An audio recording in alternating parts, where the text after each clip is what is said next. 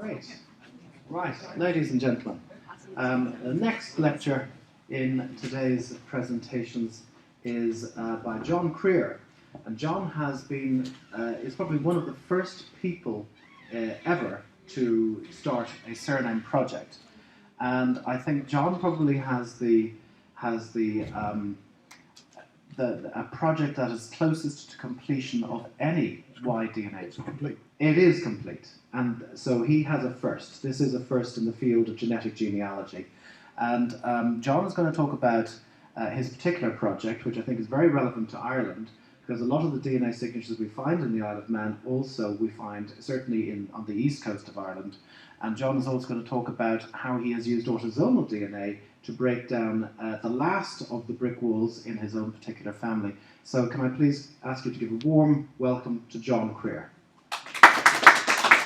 Thank you, good afternoon. This is about my own personal DNA exploration journey, but it does have some Irish content, and I am wearing my green jumper today in allusion to that. The difficulty is that DNA can be seen as a complicated subject to talk about and to understand to the layperson. And if at any stage during my presentation you either don't understand what I'm saying, or you disagree with what I'm saying, which I hope you won't, then please stop me and interrupt me, because it's important that we go on and you stay with me as long as you can.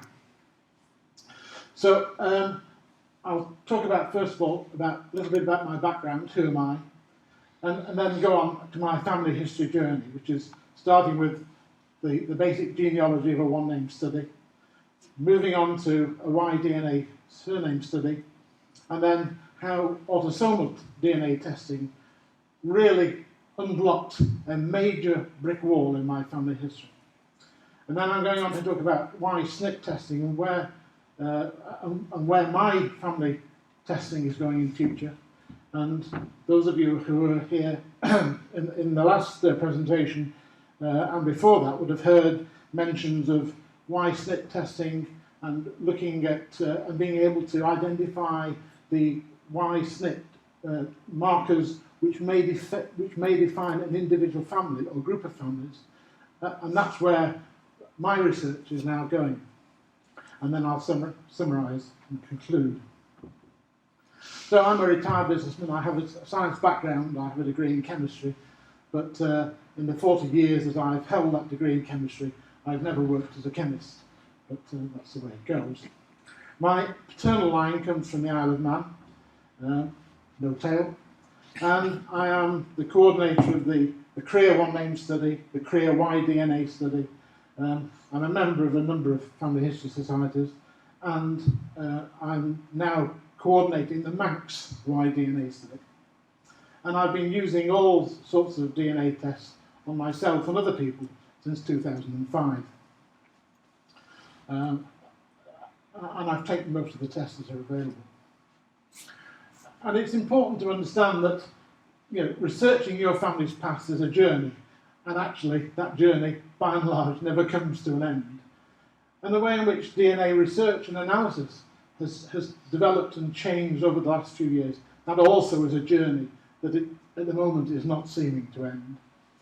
And the truth of all of this is that today it is much less productive to do family history research without using DNA in some way. So the two components, DNA analysis and family history research, go together. But you can't do the DNA analysis unless you have a sound family history basis, a foundation upon which to work from. I started my career family history research in 2000. I retired, had nothing to do, and you look for intellectual challenges. I knew that my name was from the Isle of Man. My family had come from the Isle of Man, but I'm a member of the Manx diaspora. My grandfather came to Liverpool, settled in Cheshire, and my family have lived there ever since. I'm an only child. My parents died 40 years ago, and I had no family knowledge really, and no close relatives to go to for help and information. But fortunately, the Manx parish records are pretty extensive still, and both in time and in breadth, and relatively easily accessible, which was good news. I very quickly identified my Creer family line, but then almost as quickly came to a brick wall with the identity of my 3 times great-grandfather, who married in 1813. And he was a John Creer, and he belonged to any one of 10 different families. So I thought, well, I have the classic brick wall here. John is the most frequent male name in the Creer family. And I thought, well, Creer is an unusual name. There aren't many others. How easy can it be to find out exactly where I belong in the overall family? So I started, by a process of elimination, and to research all the other families, all the other Creer families, so that I could identify where I fitted in. And there, the Creer Y-name study was started. 70 family trees later, and a database of 25,000 plus family history records, all relating to Creers in the Isle of Man, around the USA, in the UK. I was making progress, and incidentally, in 1500, the name Creer was actually Macreer, because it was a Manx Gaelic name, and in common with many Manx names, the Mac elided and was lost from the Manx name, Manx family name, in the period between 1500 and 1600. So I ended up with a picture, which was like this. I've got a whole group of family trees, researched starting from 1600 down to the present day, and a lot of these family trees were pretty well documented, but you can see that most of these are freestanding. They don't connect with each other. So these are all Creer family trees, but there's no way of knowing whether they actually are part of the same family. They have the same name, as you'd expect, but there's no evidence to bring them together.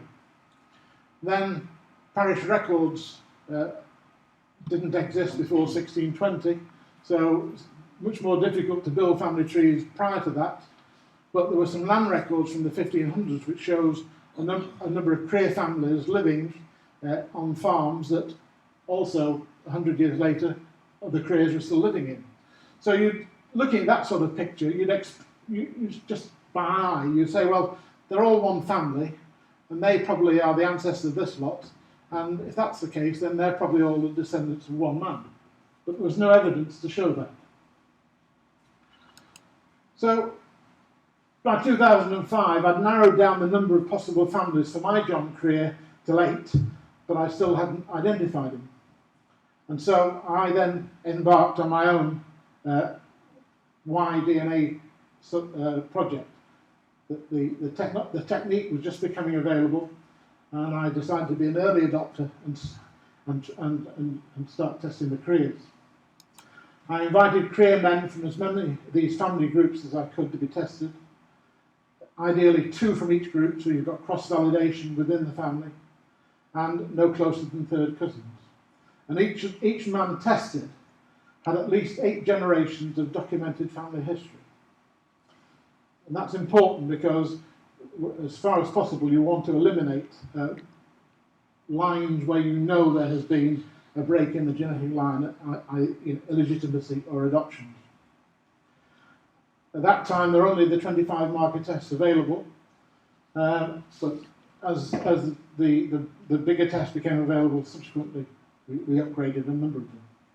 And there was a very active process of promoting, informing and reassuring people about what this new DNA analysis means in terms of one's own private information, for example, people's fears about privacy, and also what you can gain from it. And I think you probably all understand from early presentations. But the results of an individual's Y-DNA test, by and large, is just a series of numbers. And these numbers are non-threatening, non-information revealing. And all they do is measure the profile of the nucleic acids on certain standard positions on a stable part of the Y chromosome. Wrong button.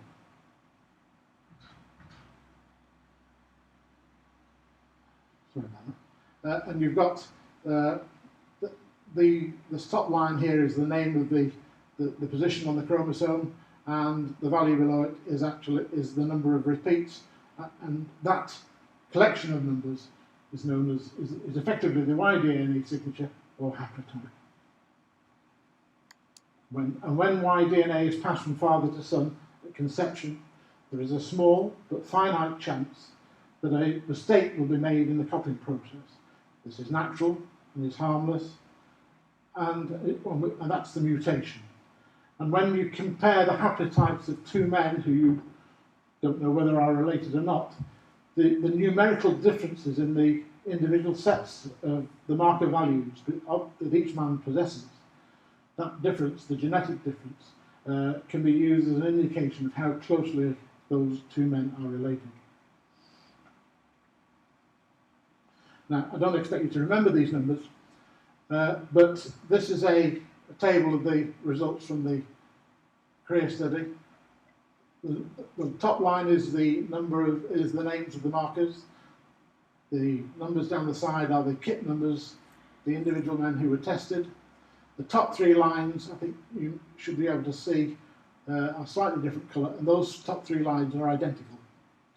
And where there's a green square, there is that says that the number in that square is different by a value of 1 from those in the top three lines. And where there's a number in orange, that is a difference of 2 or more from the top lines. And so these are the results of the people who were tested, and they've been organised in this particular way in order to make sense out of them. But you can see that these two men here are a difference of 1 from the people in the top three lines. So they are closely related. These two people here are a difference of 2 here and there from the top three. These two here are a difference of 1 from there. So all of this top block here, you can see from the relatively small number of green squares, are very closely related to the top ones. The bottom lot are in fact not related within the last 3,000 or 5,000 years. And these are the non-paternal events, these are the black sheep, these are the illegitimacies, these are the adoptions, the name changes. But these people, whilst they bear the name Creer and believe themselves to be Creers and have the genealogy to show that they belong as part of a larger Creer family, actually genetically are not so. This is this level of this relatively high incidence of non-paternal event was a surprise to me, particularly when in a small island community like the Isle of Man, where the church was very strong, any aberrant behaviour was known by everybody around, and so it was very difficult to keep illegitimacies quiet. However, they obviously succeeded. And it also revealed an interesting aspect of DNA testing to me, that people have a view of how they perceive, of what they are. A lot of these people here now, having found genetically that they don't belong, or they are not the same as the rest of the Creers, no longer talk to me. The feeling that they are different and they did not get the result they expected, means that they no longer answer my emails. Now, I think this is human nature, and those of us who actively pursue a course of family history research, do so in hope, if not the expectation, that we'll find out strange and interesting things about our ancestors. But of course, some people may feel that their current status perhaps is threatened by that. And I think if one is embarking on DNA testing of other people, that's a sensitivity one should become aware of. So this is this top block is a very powerful indication of how closely related these men are. And another way of reflecting that was that if you can produce what we call a phylogenetic tree. So the circle in the middle are the two Creer family groups at the top that all have the same set of values. These people are different by a mutation value of 1 on marker DYS358A. And so each of these circles contains a group of people with identical marker results, and each line represents a mutation of 1 or a genetic difference of 1. So looking at all of this, the furthest that anybody is away from the central group is only a genetic difference of 2. But of course, if you don't do the analysis and you think, well, actually he's a genetic difference of 1, 2, 3, 4 from him, 25 markers, you might not think they were related, but when you sort them and build up that sort of picture, it becomes very clear that they're related. And just to go back to this slide, very satisfyingly, this line here, which is the oldest surviving and existing group of Creer haplotypes, the top line is me. I found that very satisfying. So I started off with this picture here, which you've got a group of people that you think are together and all part of one family. But if you then add on the DNA results, we know that they are all related. That confirms that sort of instinctive look from the picture. And even more satisfyingly, because you know the rate at which, on average, individual markers mutate, if you have a large enough body of results, you can extrapolate back in time pretty accurately, as we were saying earlier on, to be able to put a time scale on when the most recent common ancestor lived. And we know from this analysis that the ancestral Creer lived on the Isle of Man somewhere between 1200 and 1400. And this was a eureka moment as far as I was concerned, because I ended up discovering something that hitherto nobody else had known, and it was a process that could only be done through Y-DNA analysis. So if we think about Y-STR, Y-DNA testing, it's very effective for paternal line relationships. In the last 700 to 800 years, the period in which surnames have been in use, you should start with at least 37 markers and upgrade to 6711 later, should there be a need. I'm very happy with Family Tree DNA. They provide strong, powerful tools to support projects, and they've been going for a long time. But I would always add the caveat that you should always recognise that there is some fear of the unknown for people being tested. And I've had people refuse to be tested because they say, well, I love my grandfather, I really wouldn't like to learn anything that might change the way I feel about him. And so there's always these sensitivities that you're going to encounter at various points. And I have to say that I was extraordinarily lucky, because there are two factors very strongly in favour of my work. Creer is a very rare low-frequency name. There are less than 1,000 of us worldwide. And we came from a clearly identifiable geographic origin. and that increases the probability that they all have one single genetic ancestor. And that fact is not true for very large and popular names.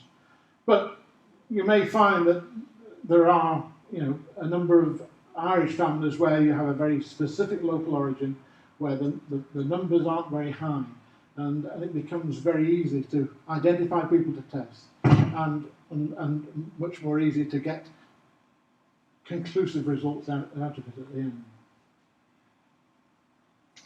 So the next step, I've been able to identify the genetic signatures of a number of Creer groups and match those to the genealogy, and I was able to eliminate some of the possible candidates for the families of my still elusive great-great-grandfather.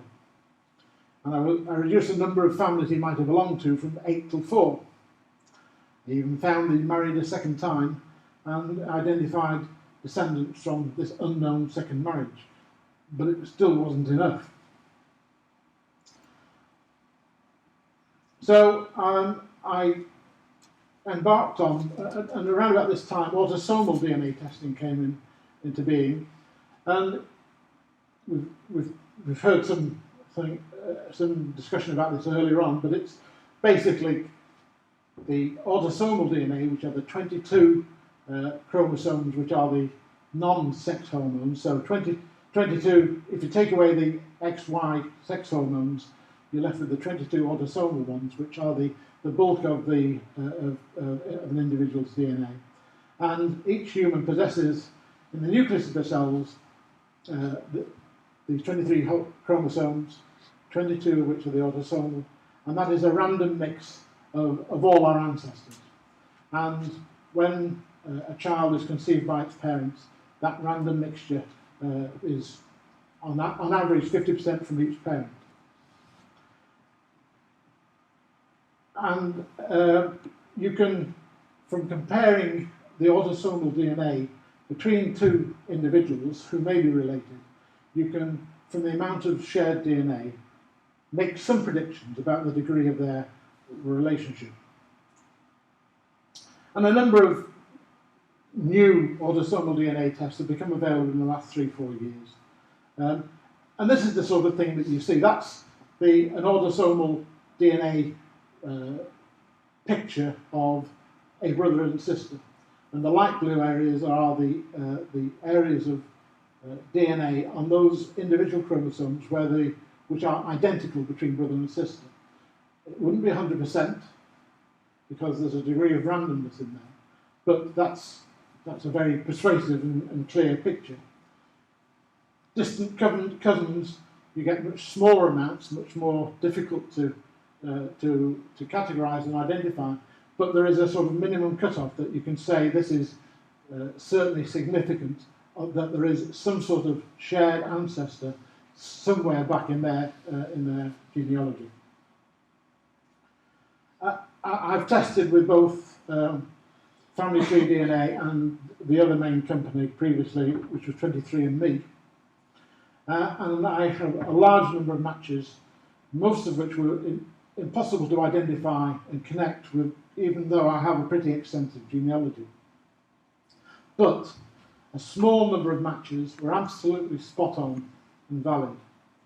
And one of these matches unblocked my tree after 12 years of frustration in a way that no other process could have done.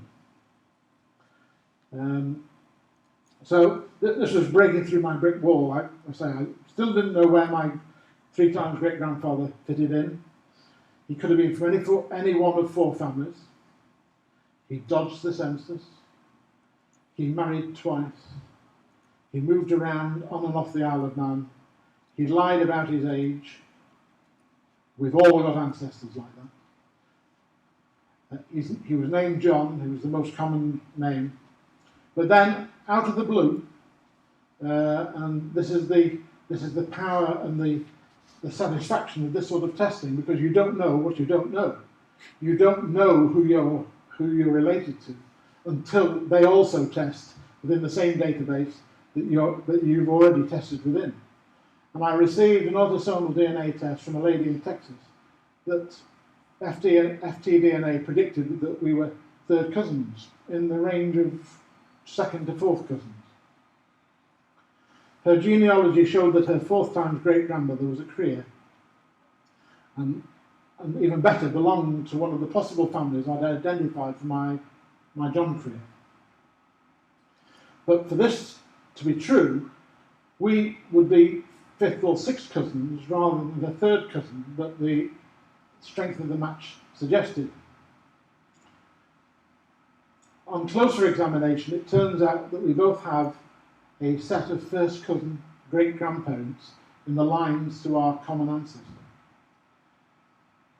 Small island community, families intermarried very, very, very frequently. And so these first cousin marriages in our two separate lines have quadrupled the amount of shared DNA above and beyond that which you typically would have expected.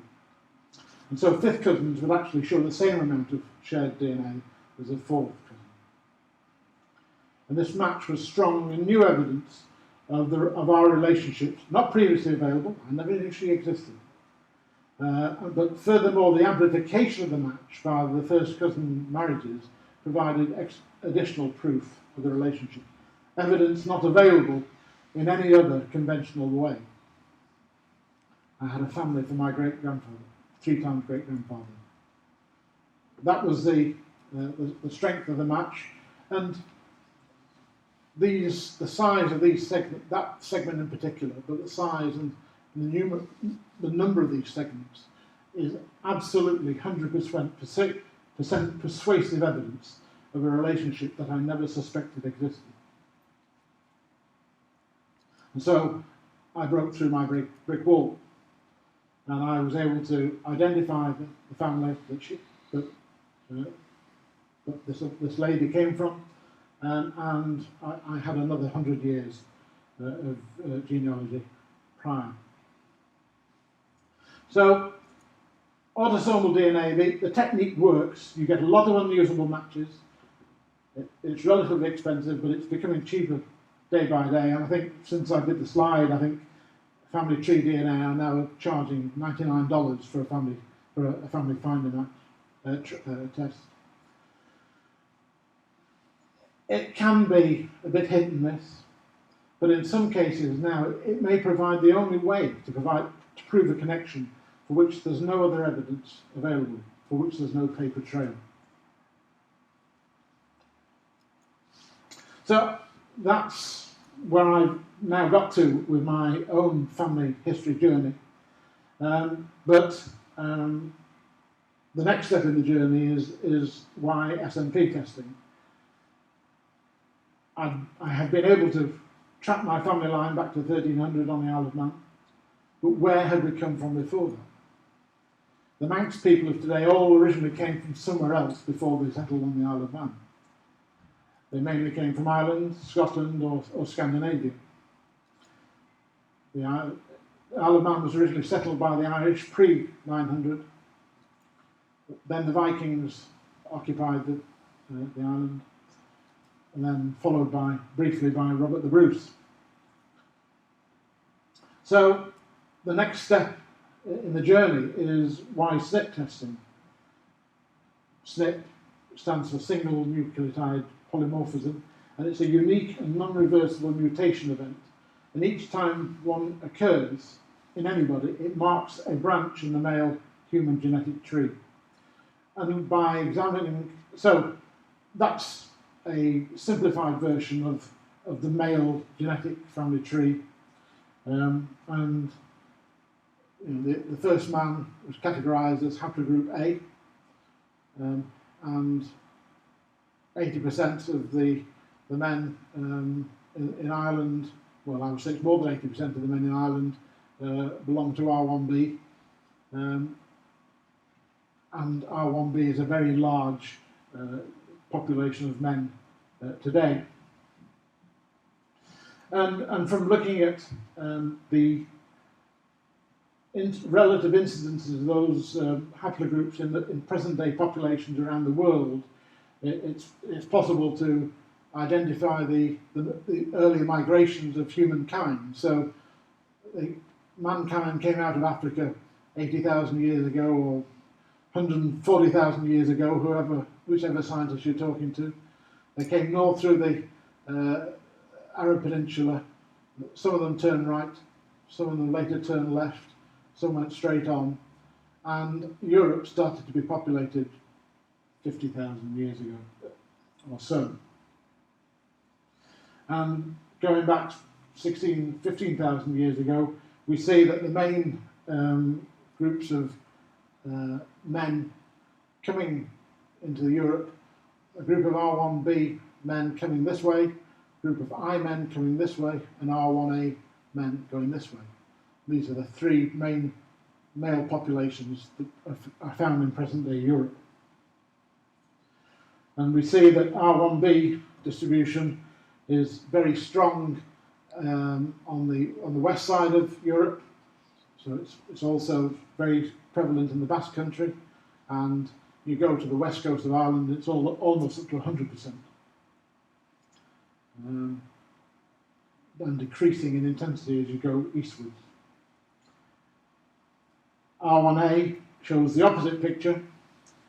It's much more prevalent in Scandinavia and in Iceland, and only very vague and very low frequency in the in the United Kingdom and Ireland. And then I1,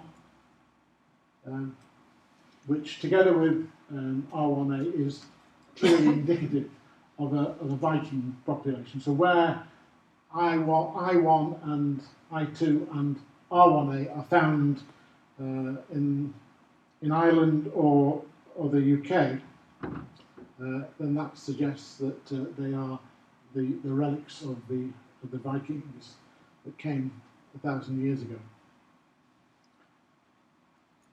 And one of the largest SNPs within R1b is called L21, and that's even more powerfully concentrated on the west of Europe, and you can see that it's a lot of men in Ireland and on the west coast of England and Scotland. Celts are L21.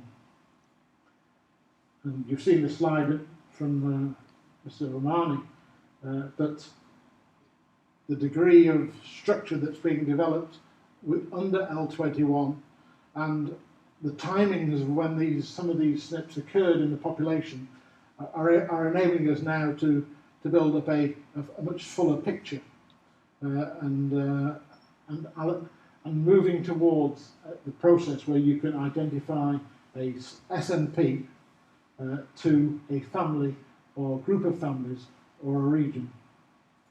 And just to confirm that SNPs do occur at the family level, this SNP there, the first person to be tested, and this SNP was found in, was me, and this L563 SNP is the Creer family SNP. Well, it wasn't until about 3 months ago, and now we found 2 other families that have tested positive for it, and they are Scottish families. And so that's now leading me to suggest, to believe that the Creers, before they came to the Isle of Man, came from Scotland rather than from Ireland. So we are now, I think, approaching a time where, with much more confidence, you can identify or attribute a much more distinctive genetic fingerprint at a Y-SNP marker level to an individual family. New SNPs are being discovered each week, but it takes time for their significance and position on the tree to be absolutely confirmed. And there are increasing numbers of regional Y-DNA projects being set up to identify there are common origins or patterns within families where there's a significant historical or local identification, and to try and identify certain groups of family names that share common origins. And that's true, absolutely true of the Scottish clans and the Irish tribes and sects. And there are for some time been examples of those. Dalriada, there's a very distinctive haplotype shown in the McRae, Mathieson, MacDonald, Campbell and McGregor families. There's the very well-known Nile of the Nine Hostages have their own SNP M222. The Dalcassian family, they have a SNP which is attributed to this group of families. And then you get private SNPs where only a small number of men in one family are shown to possess their own unique genetic identification. And I'm now working on the Manx Y-DNA project. There are some 115 uniquely Manx family names which were known to be in existence between 1400 and 1500 at least, and which still survive today. And if we can assume that they're representative of the indigenous Manx population of that time, so 500, 600 years ago, who all came from somewhere else, then by testing them today, we can start to understand much more about the earlier origins of the Manx people at the family level. And so we are already being able by family to identify early connections to individual Irish and Scottish tribes, and very interestingly, evaluate those genetic origins against what the early language scholars who've written the textbooks to say that this Manx Gaelic name is derived from this origin. Well, we're now starting to find that some of the genetic origins of those names do not tally with what the Manx linguistic scholars would say they really came from. So it's starting to challenge some of the existing conceptions and perceived wisdom about the origins of Manx family names. And hence we get new insights into the history of the Manx people. And it is interesting if you just look at just a few examples. Christian is a very well-known Manx name. It's believed to have derived from the Christian, meaning son of Christian. You'd expect that to be actually probably quite a Norse name. Well, the SNP tells us it's very strongly Celtic. Clucas, Mac Lucas, son of Luke, Scottish. Well, that may well be Scottish. Crellin and Crennel, two very individual Manx names. Both of them.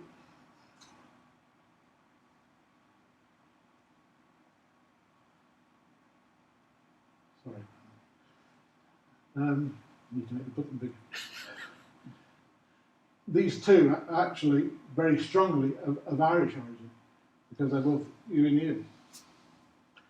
Crow, the Manx crow has no connection to the Irish crows, but there is a connection to the Omegas.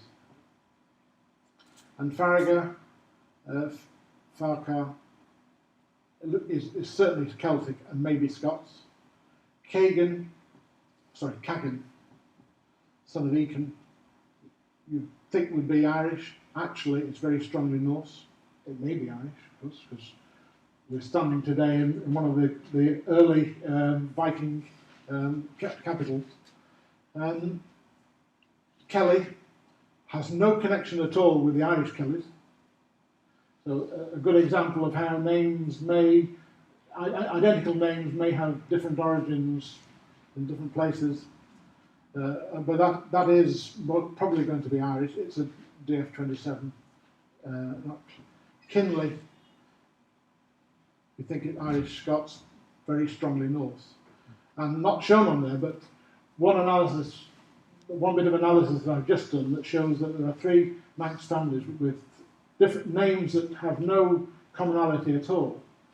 That actually, when you do the clustering, you see that they share one single common ancestor who lived 1,000 years ago and who was Viking. So these are three families who are all presumably descended from three different sons of one Viking invader who arrived on the Isle of Man 1,000 years ago. Now they didn't know that. and this is powerful new enlightenment being made on early history.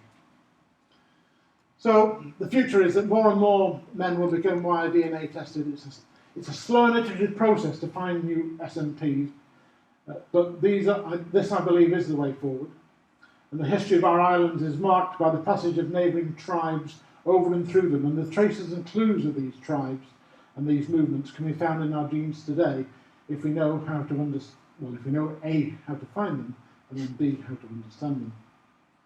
And just to illustrate the power of this technology, this in 2001, it cost $100 million to produce a full analysis of an individual's human genome.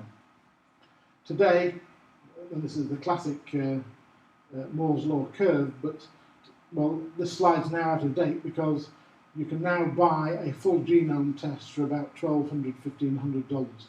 So it's come down to there.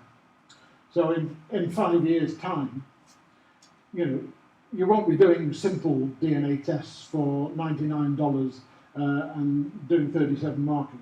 What you'll be doing is a full genome test for $200, which will tell you everything you absolutely need to know. Well, we hope. So to summarise, a DNA test alone is of limited use, and it doesn't tell you much on its own. It's only when the test data is compared to that of other people in the testing company or public databases that it can be put into a wider context and connections can be identified. But you need background genealogy research to make sense of it all and to provide context. DNA testing is not a magic answer, but it can solve genealogy problems where no paper trail exists, or remains, and for adoptees, and those sort of examples. And a lot of people who know they're adopted are using DNA testing as a way forward.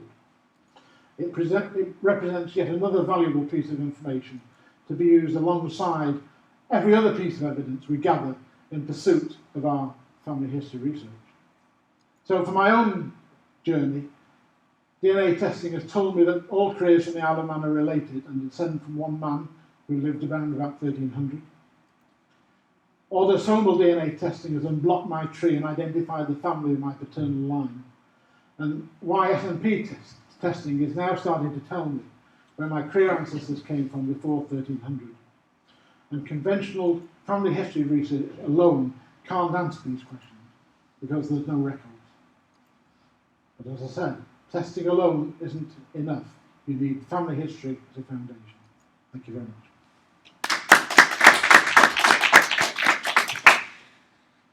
Thanks very much, John. That was a fabulous presentation. Has anybody got any questions for John? Yes, we have one here. A couple of questions. Sure, John. please, fire ahead. Two slightly different questions.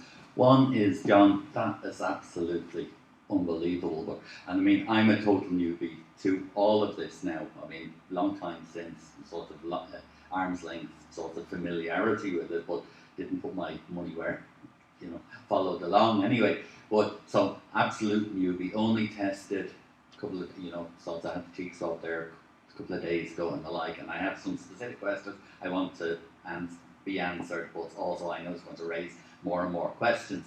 So one of the questions I have sort of as a newbie is, people like yourself and other people that we've heard through the last sort of today and the previous 2 days have incredible amounts of expertise and experience and the like, and I know the costs are coming down and the like, but is there a wider community or a forum by which you can actually capitalise on the experience of people who have actually put in the grunt work over the last number of years and have spent money as well to actually make sure that you use what testing is available as efficiently, as cost effectively as possible?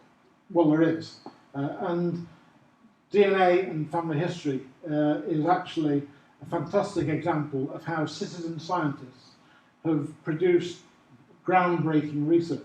So, and by citizen scientists, I mean amateurs with the time and the knowledge and the skills and the desire to find out. I mean, the way forward, I think, is you go through, you get tested, and there are certainly bulletin boards at Family Tree DNA.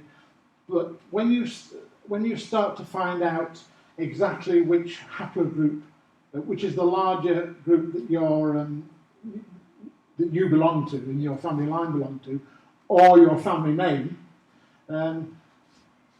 you join those projects, you join those groups within the family tree structure, if you like, and there are projects and bulletin boards by specific haplogroups, so that the population of people that you join are doing the research and the analysis on results of people like yourself.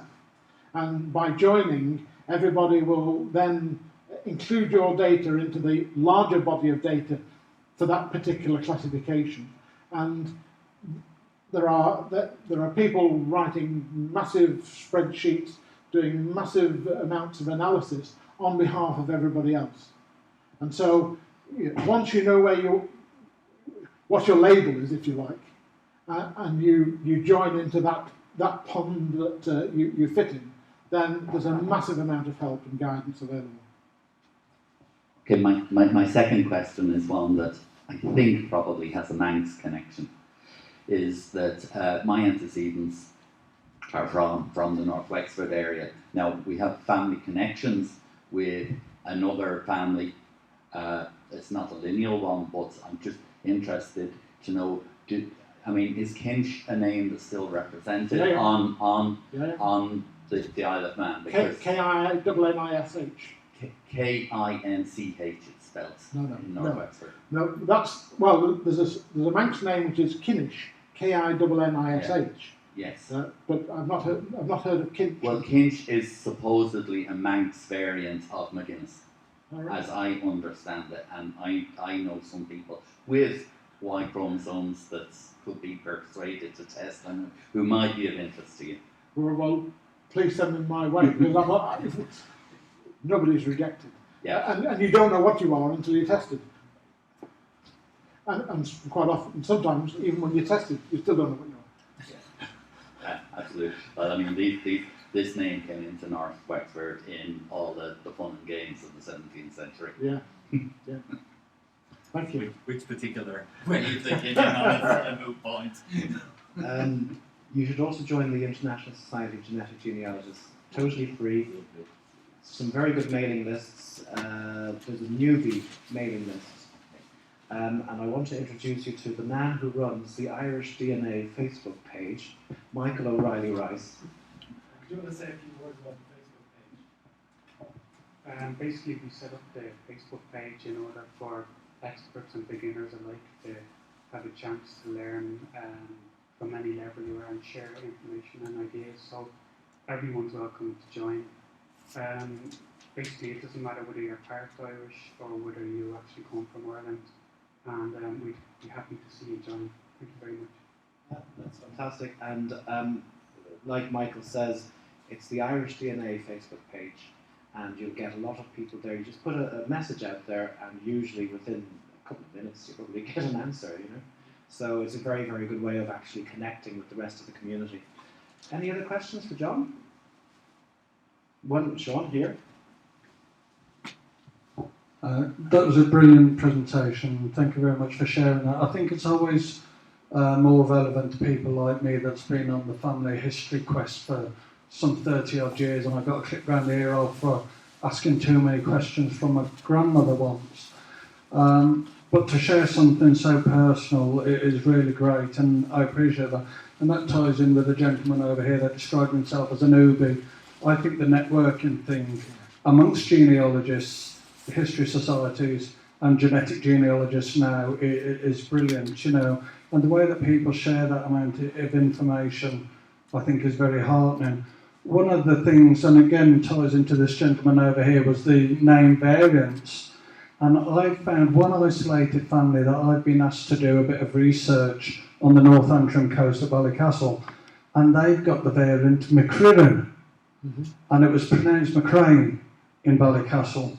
The only near location for any similar name is in County Donegal. Now, I just wondered if the McCreerin, I've been down that line. you've been down that line. Yeah. Well, the thing is that the DNA data shows that the first Creer on the Isle of Man, or the most recent ancestor, was round about 1300, and that's at the time of name formation. Right, yeah. And so, you know, It'll be interesting to see if there's a DNA link with the variants more recently. And I was going to say there is no DNA connection that I know of with any of the McCreeries, you know, because there are a number of, there's a McCreery DNA name study, I think, and there's no connection at all. Right. Okay. Well, that's just one thing that crossed my mind. The variants, you know. Well, that's one of the, you know, sort of disconcerting things, in a sense, that certainly in the Gaelic name world, you get these names that are the same today but have come from different sources. Yes. Yeah. Which doesn't make it very neat and tidy. No, it doesn't. No. Well, I've got 4 different variants just for my grandfather, and 2 of them are a fortnight apart, and they're completely different variants, you know. So I've come up against that spellings on the same time. headstone. Oh well, yes, you're going to get that, yeah. Thank you. Great. I have 3 different spellings on the same birth certificate. The father, the mother, and the child. So, listen, John, thank you so much for coming over here, for giving us this wonderful presentation. I think it's absolutely excellent to have a completed Y-DNA project presented to the public so you can see the power and the potential of DNA testing in collaboration with traditional genealogical research, and the two go hand in hand. And I think you've done an excellent job, and I think you're an inspiration. Thank you so much, John. You're very kind. Thank you.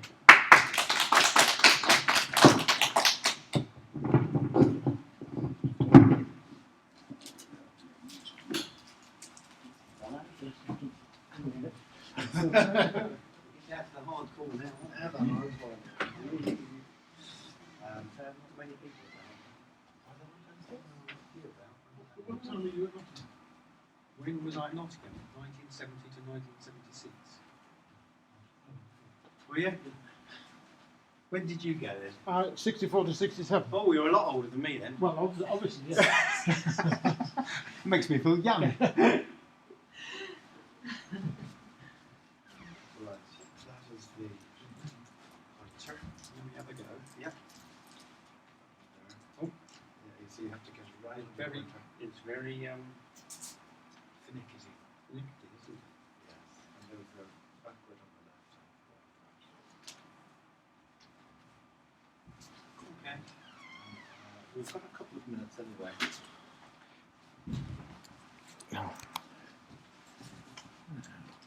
Move from there. You've been there all weekend.